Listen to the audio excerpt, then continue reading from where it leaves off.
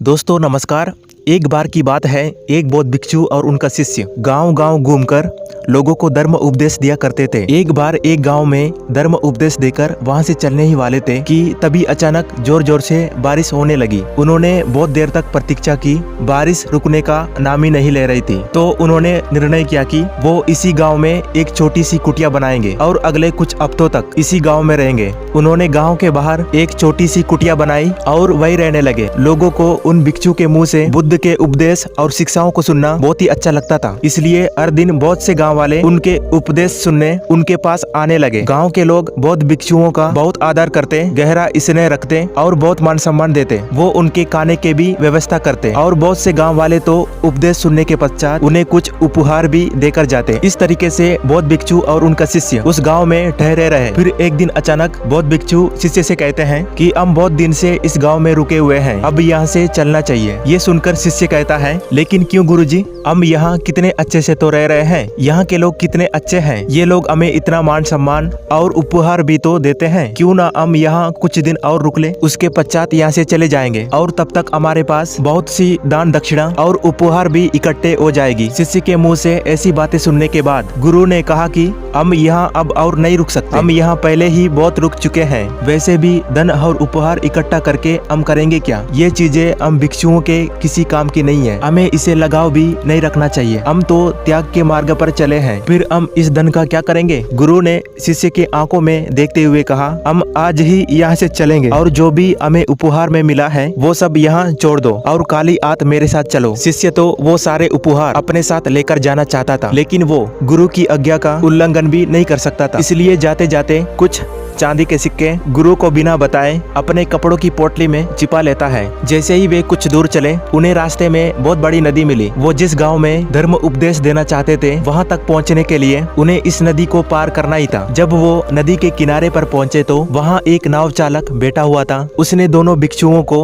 देखते हुए कहा, आपको ये नदी पार करा सकता हूँ। वैसे तो मैं लोगों से नदी पार कराने के 2 चांदी के सिक्के लेता हूँ, क्योंकि आप लोग भिक्षु हैं, इसलिए मैं आपको केवल 1 चांदी के सिक्के के बदले नदी पार करा दूंगा। भिक्षु और उनके शिष्य के पास चांदी के सिक्के नहीं थे, इसलिए वो उस नाव चालक से बिना कुछ बोले नदी के किनारे आकर बैठ गए। हालांकि शिष्य ने चांदी के बहुत से सिक्के अपनी पोटली में छिपा कर रखे थे, लेकिन वो उन्हें निकाल नहीं सकता था, क्योंकि उसे डर था कि गुरुजी उन पर गुस्सा होंगे। इसलिए वो भी गुरु के पास चुपचाप ये सोचकर बैठा रहा कि देखते हैं बिना सिक्कों के गुरुजी नदी पार कैसे करते हैं। लेकिन गुरुजी ये सोचकर किनारे बैठे हैं कि हो सकता है कुछ देर बाद ये नाव चालक खुद ही बिना सिक्कों के उन्हें नदी पार करा दे, या फिर जिस गांव से वो अभी आए हैं वहां का कोई इंसान यहाँ से गुजरे और उनके हिस्से का किराया भी नाव चालक को दे दे। लेकिन ना ही नाव चालक ने कुछ कहा, ना ही गांव का कोई व्यक्ति वहां से गुजरा। बैठे बैठे शाम हो गई, लेकिन डर के मारे ना तो शिष्य अपनी चांदी के सिक्कों की पोटली खोली, ना ही नाव चालक उन्हें बिना सिक्कों के नदी पार कराने के लिए तैयार था। अंधेरा होने लगा, लेकिन वो अभी बैठे हुए थे। यही देखकर नाव चालक ने उन्हें डराने की कोशिश की। उसने कहा, महात्मा,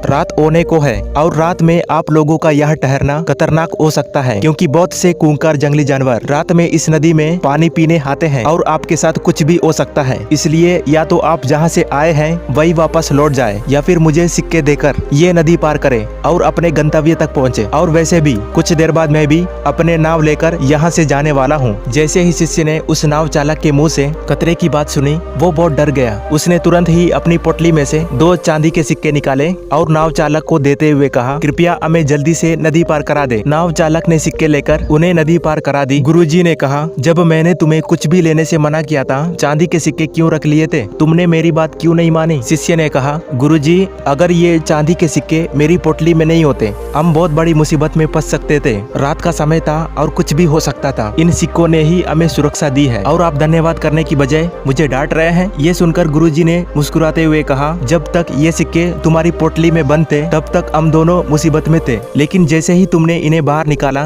मुसीबत खत्म हो गई। और मैं तुम्हें यही समझाने का प्रयास कर रहा था कि असली खुशी देने में है, त्याग में है। तुमने 2 सिक्कों का त्याग किया है और परिणाम तुम्हारे सामने है। ये सुनते ही शिष्य को आभास हुआ। उसने बचे हुए चांदी के सिक्के गरीबों में बांट दिए और वो दोनों आगे बढ़ गए। दोस्तों, इस कहानी की सीख यही है, हमें अपने जीवन में संसारिक वस्तुओं से अधिक लगाव नहीं रखना चाहिए और अपनी आंतरिक खुशी पर ध्यान देना चाहिए और केवल उतना इकट्ठा करना चाहिए जितना एक सुखी जीवन जीने के लिए जरूरी है, ना कि दिखाने के लिए, ना ही लोगों की नजरों में अमीर दिखने के लिए। असली खुशी वही होता है जो आपके साथ साथ औरों को भी खुश रखे। तो दोस्तों, आज की कहानी में बस इतना ही। मिलते हैं और एक प्रेरणादायक कहानी के साथ। तब तक के लिए नमस्कार और चैनल को सब्सक्राइब करना बिल्कुल ना भूलें।